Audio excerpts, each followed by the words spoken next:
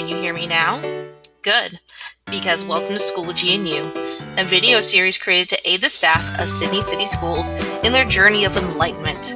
As always, feel free to pause, rewind, and rewatch this and any of the other videos in the series to aid you in learning Schoology. You did it, people. You have made it to the end of Level 2. Give yourself a celebratory pat on the back and get ready to create some more. This time we are creating some basic assessments. Schoology offers us a lot of tools, but we'll be focused on the basic ones just for today. So there's a couple ways we can create assessments in Schoology. We can upload our own and create it like a quiz or test and treat it like an assignment, or we can create our own in our resources. So I'm going to go to my resources and I'm going to add an assessment.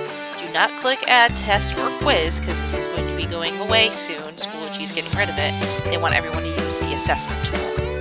So I'm going to click on add assessment.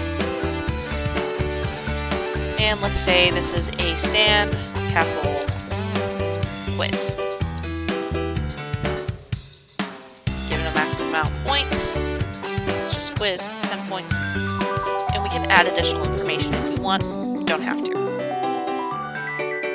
It's going to bring us to the assessment builder. So this is the setup. The setup is going to allow us to type in instructions and choose specific settings. So read each question carefully and use the best response. And much like everything else, we can link things, we can add things into the instructions, we have all the text editing things. But what I really wanted you to focus on is the settings down here. Do you want your assessment to have a time limit? So if this is like a timed test, timed quiz, you can turn that on and give it how many minutes, turn it off. You can make the questions appear randomly, since you only want them to see them one at a time. Or you could show the possible points for each question during the attempt. In other words, so the students know that, hey, this question is worth more than maybe another question. For the assessment toolbar, these are tools that the students are going to be able to use. So do you want students to be able to flag questions for review? So say they get stuck on a question, they want to move on to the next one and come back to that one later. If you want them to be able to flag it, click yes. Allow students to eliminate answer choices. I like this because it really helps those students with 504s, IEPs, kind of narrow down their options. Not to mention it's one of those best practice ideas. Can students use a calculator during the attempt? If you click no, there will be no. But there's also two versions. There's scientific calculator and then there's the basic calculator. Can students use a ruler during an attempt? And then there's differences. We can use a centimeter ruler or an inch ruler. Now math teachers keep in mind that if you are converting between either English or metric measurements between the two, you are only going to be able to choose one type of ruler. Okay. Can students use a protractor during the attempt? Again, yes or no. Students have the option to highlight text. And can students use a notepad? In other words, to take notes, say, especially if they're doing a read and respond type of thing. And so there's some more student settings. Allow students to view results after intent is submitted. If you want students to have immediate feedback, especially if it's multiple choice, true or false, and you're going to see that, you can say yes.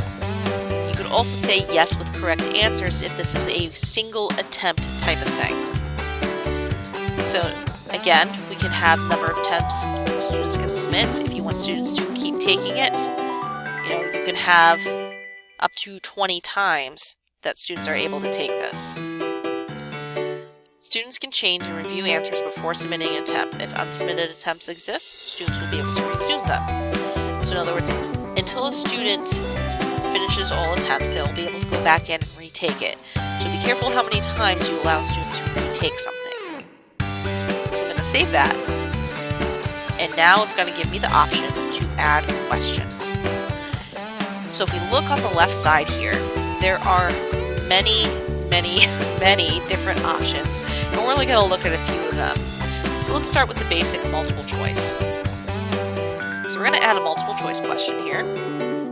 When the question option pops up, you have a tool here that allows you to type in. You can change size, you can add bullet points, various things. You have all the options plus some more in this little box. So, what do you need to build a sand castle? And then you can type down possible answers. So let's say sand and water,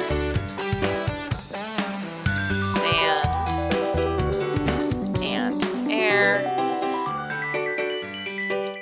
sand and fire, and I'm going to remove this so there's only 3 options. I can add options if I want, or I can take options away. I can also add that the rationale for distractor questions, but I don't want to do that right now. Okay, so the correct answer obviously is sand and water. I can add multiple correct answers, in other words, alternative answers, if there are multiple responses. Okay, and then we have a scoring type.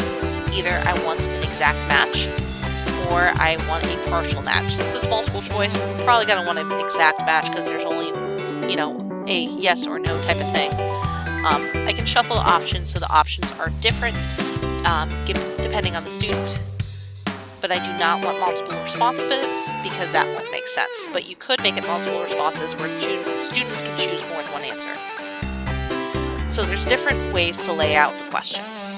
There's standard, which is what we see here, block, which is that, and then radio button underneath the option, where instead it's all centered, and then the button's underneath the option. You can also choose how many columns that you have, and then if you want to make a note about the question, and we'll talk about why we're putting notes there later, you can do that. We can also add learning objectives, but we can talk about that later. So we're going to click Save.